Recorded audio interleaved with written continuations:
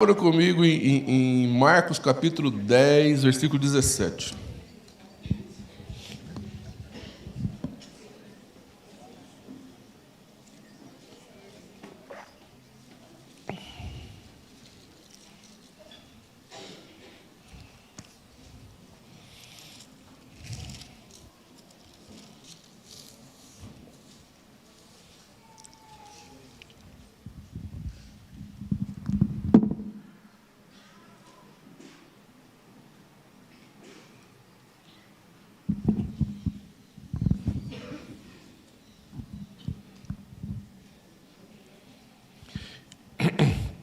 E pondo-se Jesus a caminho, correu um homem ao seu encontro e, ajoelhando-se, perguntou-lhe: Bom mestre, que farei para herdar a vida eterna?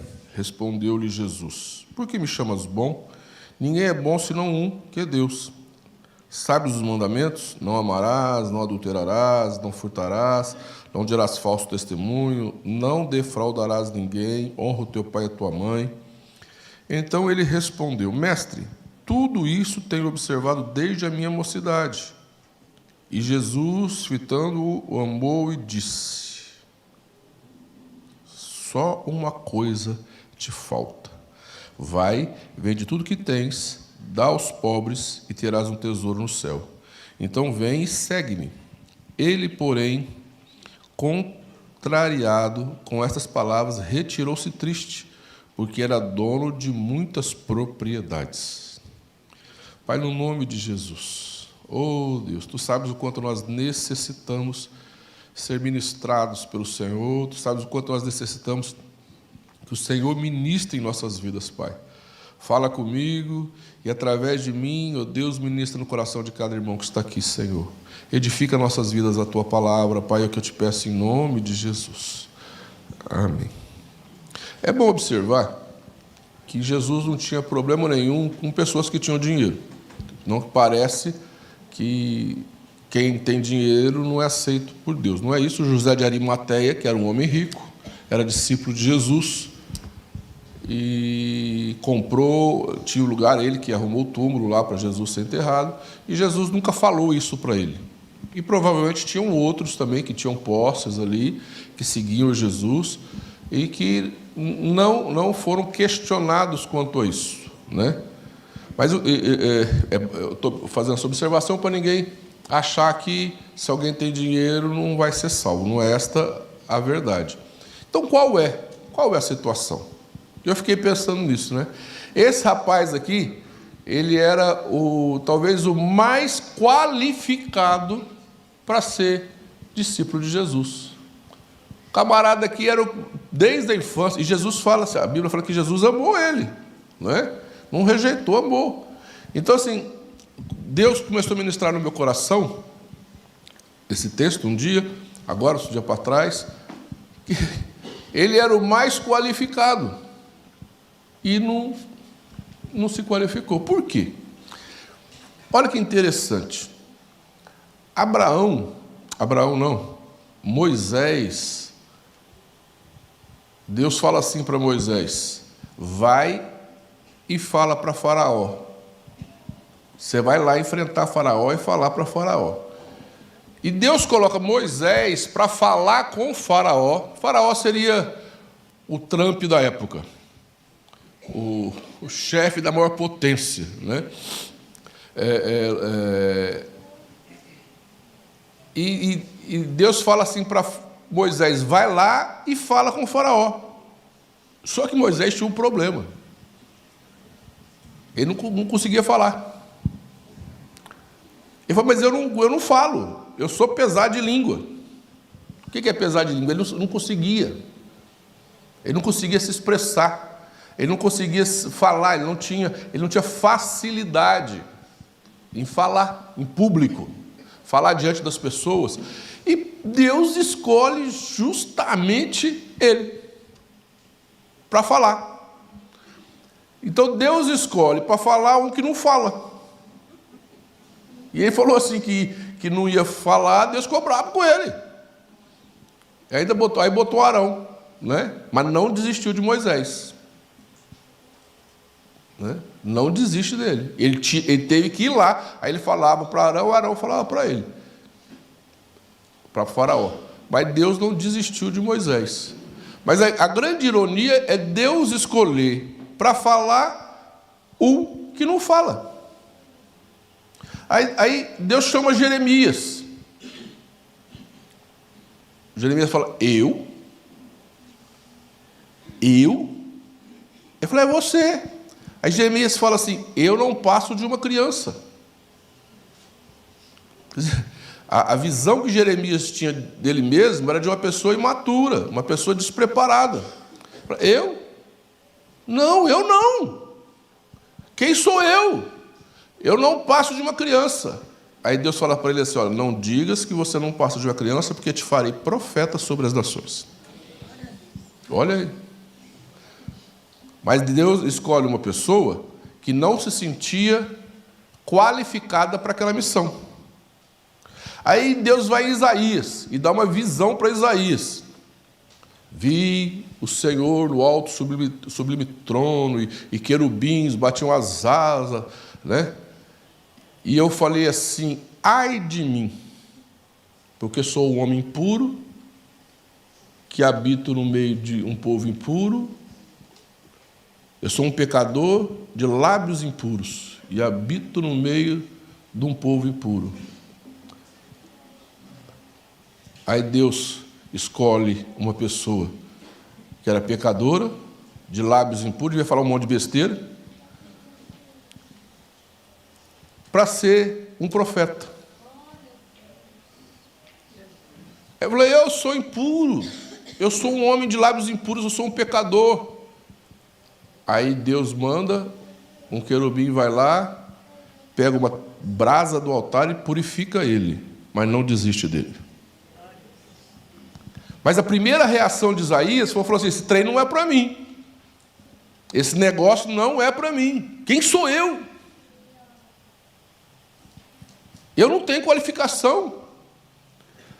É engraçado que aí Amós, né? Eu gosto demais de Amós, me identifico com ele, porque ele vai lá em Betel, na casa dos profetas, e ele é usado por Deus como profeta, e ele fala assim, lá, para os profetas, ele profetiza, mas ele fala assim, eu não sou profeta, nem discípulo de profeta, mas boiadeiro e colhedor de sicômoros.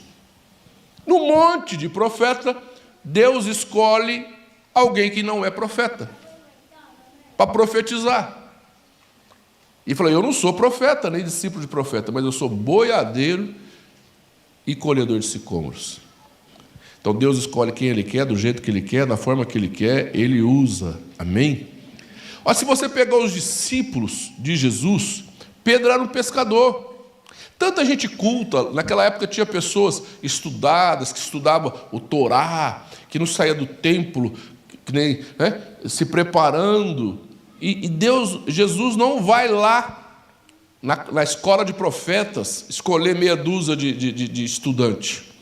Ele não vai lá no templo escolher aqueles que ficavam lá se preparando. Ele vai lá no mar e escolhe uns pescadores simples, pessoas, né, simples. Os discípulos de Jesus, a maioria era tudo muito simples. Escolhe ainda Mateus, que era colhedor de impostos. Mateus colhia impostos para os romanos. O pessoal tinha uma raiva dele. E é esse que ele escolhe. E aí eu fiquei pensando, se você observar na Bíblia, todos aqueles que foram usados por Deus eram improváveis. Todos aqueles que foram chamados por Deus não se consideravam em condição para aquilo. Todos aqueles que fizeram uma grande obra de Deus não se consideravam capacitados para aquela missão. E aí você pega um rapaz super capacitado que não se qualifica. Rapaz que conhecia a Bíblia, obedecia a todos os mandamentos. Por quê? Por que que aqueles Por que Deus, e depois Jesus, os discípulos, escolhem pessoas que, aos olhos humanos, aos olhos nossos, não tinham qualidade nenhuma, não tinham capacitação nenhuma, e aquele jovem que tinha todas as qualificações não se enquadra? Porque, queridos, quando você se acha muito capaz, e toda pessoa que se acha muito capaz, ela tem dificuldade de depender de Deus. Toda pessoa que se acha muito qualificada, ela vai confiar mais nas qualificações dela do que em Deus.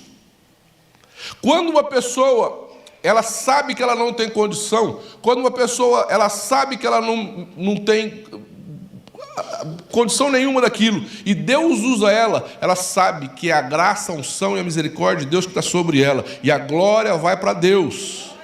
Você está me entendendo? A questão é quem vai ser glorificado com aquilo. A questão é aquilo que nós fazemos, para onde vai a glória. Então, quando uma pessoa ela é muito qualificada, a tendência dela é puxar a glória para ela. E ela falar assim, eu fiz porque eu sou o cara. Eu fiz porque eu tenho capacidade. Por isso que a Bíblia fala que Deus escolheu as coisas loucas do mundo para envergonhar, sabe? Me qualifico nesse versículo. Porque quando nós sabemos, por isso que Deus te escolheu, amém? Por isso que Deus me escolheu. Não é muitas vezes por causa da nossa capacidade, mas é porque Deus escolhe pessoas que, quando Ele usa, vão saber que foram usados porque o Espírito Santo é que usou, não foi, a glória não é dele, a glória é de Deus, aí dá glória para Deus. E todas as vezes que nós não dermos glória para Deus, preste atenção, quando você dá glória para Deus, a glória volta em forma de unção, de poder. Quando o que você faz não dá glória para Deus, morre no nada. Amém? Então, quando você faz alguma coisa e você acha que aquilo ali é por mérito seu, ou por capacidade sua, ou por talento seu, ou porque você merece, ou porque ou qualquer coisa assim, também, a glória não sobe. E se a glória não sobe, o poder não desce. Amém? Mas quando a glória sobe, o poder desce. Amém? Por isso, eu queria questionar você primeiro. Aonde está a sua confiança? Nos seus talentos? Nos seus dons? Quanta gente confia nos próprios talentos? Né? Isso aí é um problema.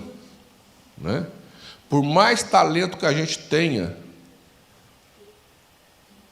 é Deus que tem que ser glorificado e Ele usa quem Ele quer. Amém? A nossa aparência, tem gente que confia na aparência. E a aparência é uma coisa engraçada. Jesus critica os fariseus que aumentavam a franja do gasofilácio, não. Jesus da glória, agora eu confundi o nome. Filactério. Falei gasofilácio e esqueci o outro. As franjas do filactério. Já os judeus, eles aumentavam aquela caixinha que eles colocavam aqui com o versículo bíblico, aumentava a franja, para dar uma aparência de santidade. Aí isso vem para a igreja, e se você pega a igreja católica, eles vão fazendo aquelas vestimentas, aqueles turbantes, para dar uma aparência de um ser diferente, né? Dá uma aparência de uma santidade, de um negócio. Então, os judeus faziam isso, aumentavam a franja. Para quem quiser procurar depois, está em Mateus 23, 5. Jesus critica que eles aumentavam a franja, davam um estilo na aparência, né, para parecerem mais santos. Isso vem para a igreja, e aí a igreja católica faz aquelas batas, aqueles turbantes, aqueles negócios. E grande parte da igreja evangélica também imita isso, né? Igreja anglicana, luterana, também usa batina, usa aquele chapéuzão, usa os negócios, né? Aí você fala assim, nós pentecostais não temos isso. Será que não? Muitas vezes bota um terno, um sapato, um anelzão, não é verdade? Querendo dar um estilo diferente, né? Dá um negócio assim, e para que apareça... Eu estou falando isso aqui com liberdade, porque ninguém aqui é assim, graças a Deus. Mas, então não vou ofender ninguém, né? Não é? Mas muitas... Eu até brinco, eles vão inventar ainda sapato com pisca-pisca. Que a pessoa faz assim, pisca assim, né? Eu tô numa feira evangélica lá no Ibirapuera, e eu comecei a brincar, eu falei, só faltava eles criar um púlpito com pisca-pisca. Cheguei no próximo estande, tinha púlpito com pisca-pisca. Falei, eu vou comprar um para mim.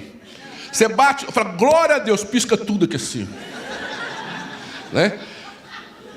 Você fala, aleluia, pisca tudo, né? Então, a preocupação com a aparência, a preocupação, né? E a gente, qual é o problema disso? O problema não está na roupa, o problema é você colocar confiança na aparência. Você está me entendendo?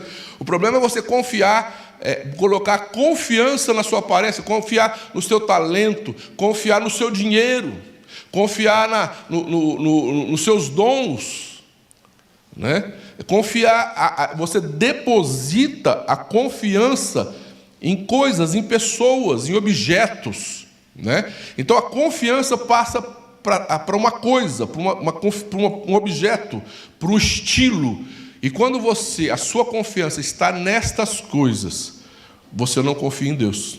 Aonde está direcionado a sua confiança? Aonde está direcionada a sua fé? Aonde está direcionada a sua dependência? Amém? Aquele rapaz, o problema daquele rapaz é que toda a confiança dele estava direcionada para o dinheiro dele. Todo o que ele tinha, ele não confiava, ele fazia tudo, mas a confiança dele estava direcionada para o dinheiro.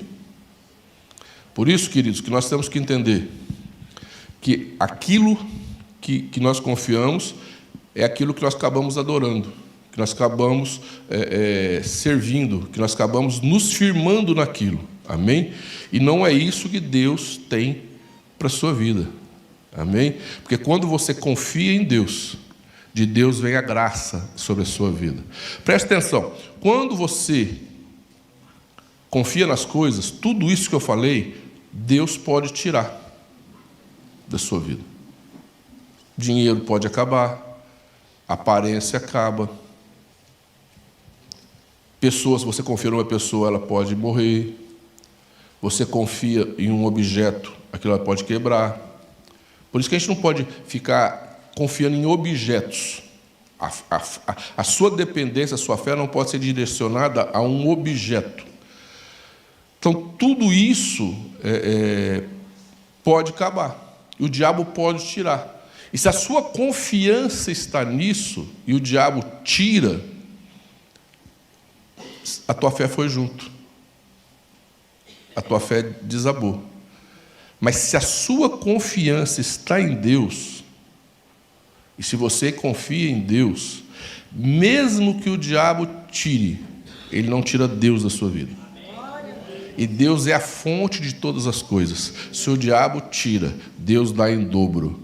Amém? Se o diabo tira, Deus dá em dobro, porque você perde aquela coisa, mas você não perde a fonte de todas as coisas, que é Deus, e é Ele que te supre.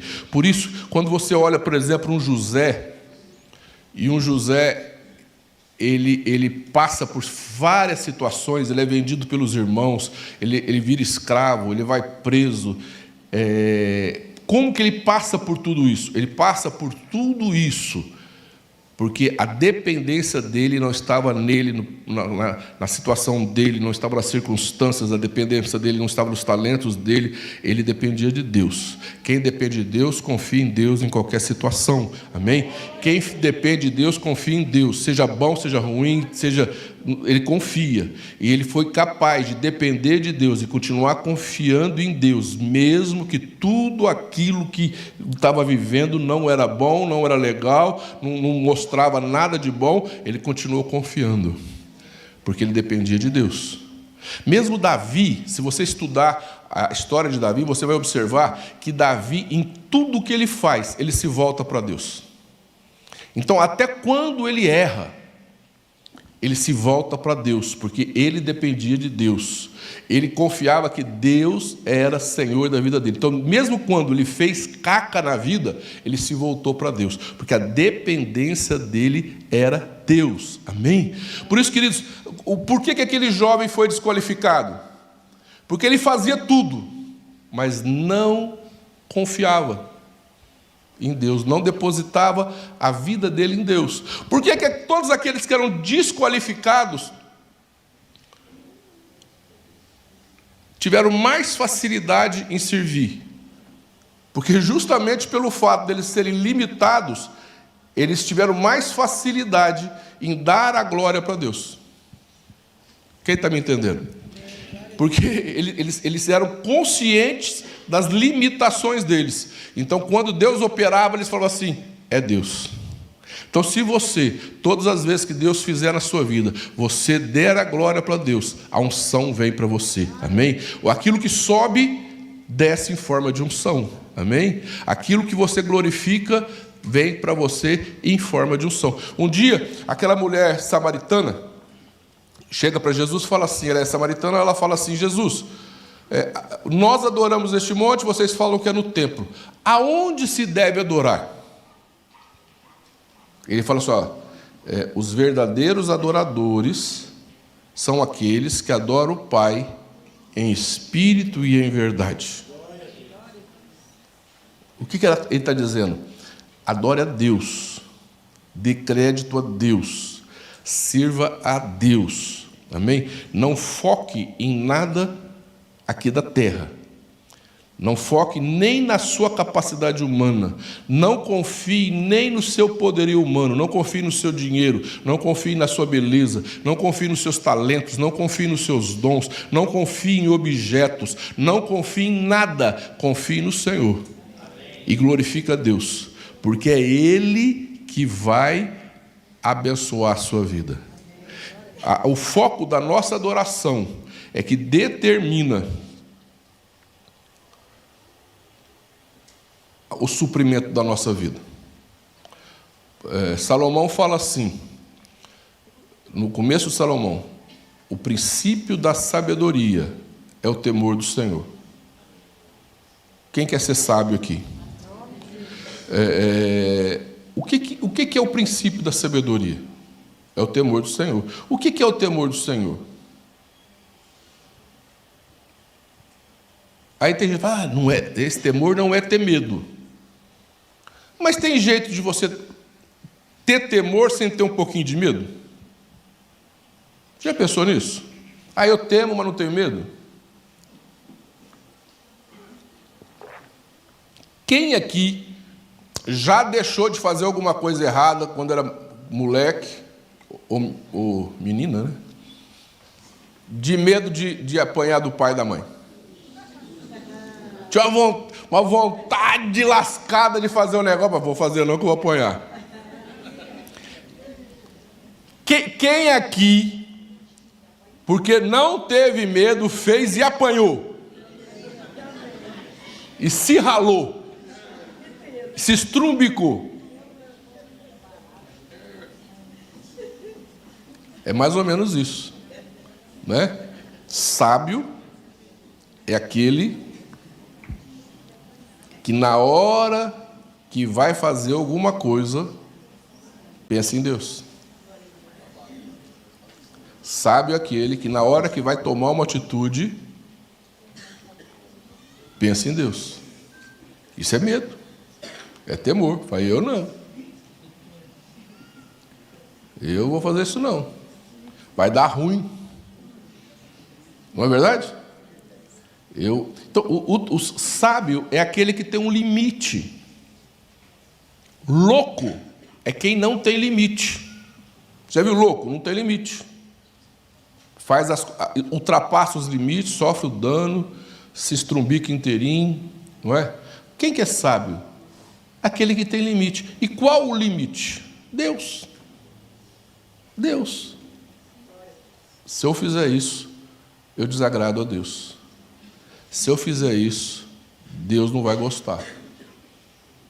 Se eu fizer isso, Deus vai tratar comigo. Se eu fizer isso... Então, esse limite é o temor do Senhor.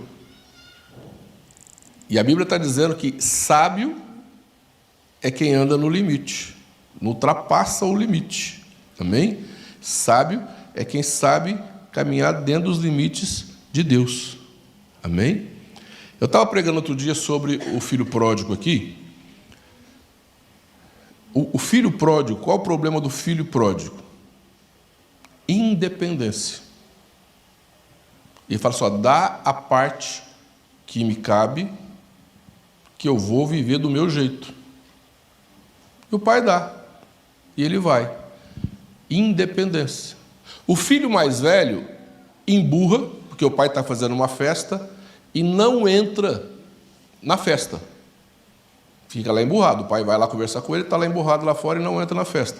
Qual o problema do filho mais velho? Rebeldia. Não é o pai que fez a festa? Não é o pai que recebeu? Ele está questionando a atitude do pai. Questionando por que o pai está fazendo aquilo. E assim, dentro da igreja, tem muita gente questionando Deus. E aí não aproveita o melhor de Deus, porque fica questionando Deus. Quem fica com essas coisas não entra na festa. Então, o que acontece? Em ambos os casos, tanto o filho mais novo, que é independente, quanto o filho mais velho, que é rebelde, não aceita o que o pai fez, é deixar de confiar que Deus sabe o que é o melhor para a sua vida. Você está entendendo? Que muitas vezes nós estamos na igreja, como os filhos estavam na casa do pai, aqui é Deus e filhos, uns querendo levar a vida do jeito que quer, e outros discordando das decisões de Deus. Outros discordando do que Deus faz. Depender de Deus é você confiar que Ele está no controle da sua vida. Aconteça o que acontecer, Ele está no controle da sua vida. Amém? Aconteça o que acontecer, Deus está no controle da minha vida. Muitas vezes a gente sofre prejuízo, Deus está no controle da minha vida. Muitas vezes a gente sofre decepção, Deus está no controle da minha vida. A minha vida não está na mão de homens, a minha vida não está na mão de demônios, a minha vida está na mão de Deus. É Deus quem cuida. Mesmo quando eu faço coisas que muitas vezes besteira, Senhor, minha vida continua na tua mão, trata comigo, corrige, faz. Eu já orei muito assim. Falei, Senhor, o Senhor trata com a minha vida, trata no que tiver que tratar, mas eu quero estar nas suas mãos. Melhor na mão de Deus do que na mão do diabo. Amém? Melhor na mão de Deus do que na mão dos homens. Amém? Então, se alguém tiver que te tratar, que seja Deus. Se alguém tiver que tratar com a sua vida, é Deus, porque Ele é Pai. Ele vai tratar do jeito certo. Ele não é perverso e Ele te ama. Amém? Por isso, queridos, entenda que importa as circunstâncias. Quem depende de Deus, confia em Deus. Quem depende de Deus, sabe que não é o seu poder, a sua capacidade humana, sabe que não é os seus talentos, sabe que ele não está lá porque merece, mas é pela pura misericórdia de Deus. Ele dá glória a Deus. E se ele dá glória a Deus, ele confia que Deus está no controle da vida dele. E ele se torna o quê? Cada dia, uma reação puxa a outra. Ele se torna cada dia mais grato. Então, quando Deus faz algo na vida dele, ele dá glória a Deus. Ele se torna grato, e a graça de Deus vem sobre a vida dele, e é isso que Deus quer, um povo que dependa dele, que glorifica ele, e que ele derrame graça sobre as pessoas, que elas sejam cada dia mais cheias da graça de Deus. Amém? Por isso nós não podemos ser que nem o filho mais novo, que quis viver do jeito dele, nem o filho mais velho, que fica questionando as decisões do próprio pai.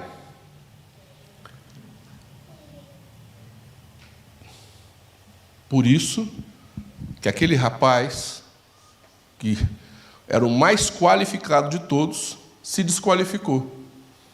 Porque ele não quis, apesar de fazer tudo, e ser um exemplo em tudo, ele não quis fazer o básico, que é depender de Deus. Enquanto todos os outros, que não tinham qualidade nenhuma, começaram a servir o Senhor e entender que Deus estava no controle da vida deles. E quando Deus usou eles, eles glorificaram a Deus. Porque eu falei, eu não tenho capacidade mesmo. De mim não teria acontecido isso. A Deus a glória. E quando Deus dá a glória, quando Deus recebe a glória, Ele derrama unção sobre a sua vida.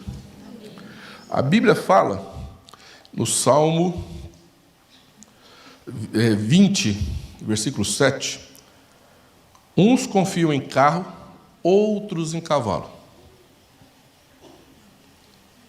Mas eu, no original está, me lembro do Senhor. Tem traduções que falam, mas eu faço menção ao nome do Senhor. Mas a palavra certa ali é naskir, que significa lembrar. Então ele diz assim, uns confiam em carro, outros em cavalo. Eu lembro do Senhor. O que é isso? Uns confiam em umas coisas, outros confiam em outras. Mas eu lembro do meu Deus. Então, quando você está numa situação difícil, lembre que Jesus morreu na cruz por você. Quando você estiver passando por alguma situação, lembre que um dia você esteve no fundo do poço. Ele foi lá te buscar. Quando você se sentir sozinho e achar que pessoas nenhuma estiveram do seu lado, lembre que Ele estava lá junto com você e que Ele não te abandonou. Quando você pecou, lembra que Ele não virou as costas para você. Por isso você está aqui.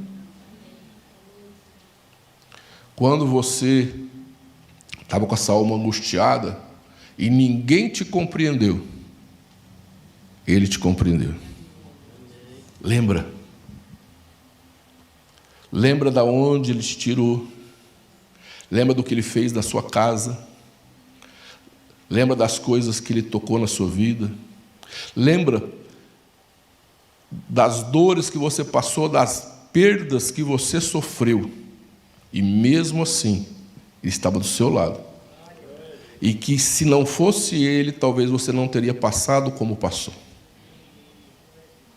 Porque muitas vezes a gente não para pensar e ver como é diferente você passar pelo vale da sombra da morte, com Deus e sem Deus. E você passou com Deus. Você passou com Ele do seu lado. Nos momentos mais difíceis foi Ele que te curou. Eu estava ali, a hora que a Júlia, parece que até a gente combinou, né, Juliana? Daquela música. A hora que ela começou a cantar, o duro que ela começou a cantar, eu lembrei, ela falou assim, lembra? Foi, parece que está até combinado aqui. Eu estava ali e ela começou a cantar aquela música. E eu falei, eu lembrei de quando eu era criança. E que quando ninguém acreditou em mim, Ele acreditou. E ali eu comecei a lembrar das vezes que só Deus acreditou em mim. Só Deus confiou, acreditou. Lembra das situações que você passou. E aí Deus me fez retroceder. Porque quando eu passei, muitas vezes, eu não tive essa noção de que Ele estava do meu lado. Quantas vezes eu passei por situações e não tive essa noção. Mas depois, orando, e ali, hoje, adorando a Deus, Ele me fez lembrar de muitas situações que eu achei que eu estava sozinho, mas Ele estava ali comigo. E muitas vezes eu orando, Deus falou, aquela situação, eu estava do seu lado. Eu estava contigo. Você achou que passou sozinho, mas eu estava com você. Eu passei do seu lado. Então lembra Lembra do Deus que você serve, que não te abandona.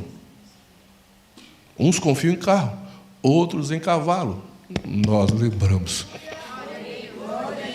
do Deus que nós servimos. Quando você for tomar uma decisão, lembra do teu Deus. Quando você for falar algo para alguém, lembra do teu Deus. Quando você for em algum lugar, lembra do Deus que você serve. Uns confiam em carro, outros em cavalo. Eu me lembro do meu Deus. É isso que ele está dizendo, lembra. Quando você for sentir algo por alguém, lembra do teu Deus, lembra dele. Quando você for em alguma situação, tiver em alguma situação ou for em algum lugar, lembra do Deus que te ama, que em momento algum te largou ou te abandonou, que em momento algum. É engraçado isso, porque a gente muitas vezes, durante o período, a gente se sente sozinho. Durante uma situação, a gente se sente sozinho. Depois a gente vê o quanto Deus esteve do nosso lado, e o quanto Deus nos livrou, e o quanto Ele nos guardou. Amém? Por isso, queridos, Deus não escolheu pessoas supercapacitadas. Muitas vezes, pessoas supercapacitadas têm dificuldade em dar glória a Deus. Muitas vezes, pessoas com muitos talentos, muito não sei o quê, têm muita dificuldade em dar glória a Deus. Por isso que Deus escolhe pessoas muitas vezes, e se você se sente nessa qualificação, se você se sente uma pessoa desqualificada, uma pessoa com problema, uma pessoa que não tem condição, uma pessoa que é você que Deus escolhe. Uma pessoa que muitas vezes ninguém deu valor, é você que Deus escolheu. Uma pessoa que talvez ninguém valorizou, é você que Deus quer. Sabe por quê, queridos? Porque quando o Espírito Santo te usar, você não vai pegar a glória para você. Você vai dar a glória para Deus. E quando você dá a glória para Deus, essa glória volta sobre a sua vida com unção, poder e autoridade. Amém? Vamos ficar em pé, queridos.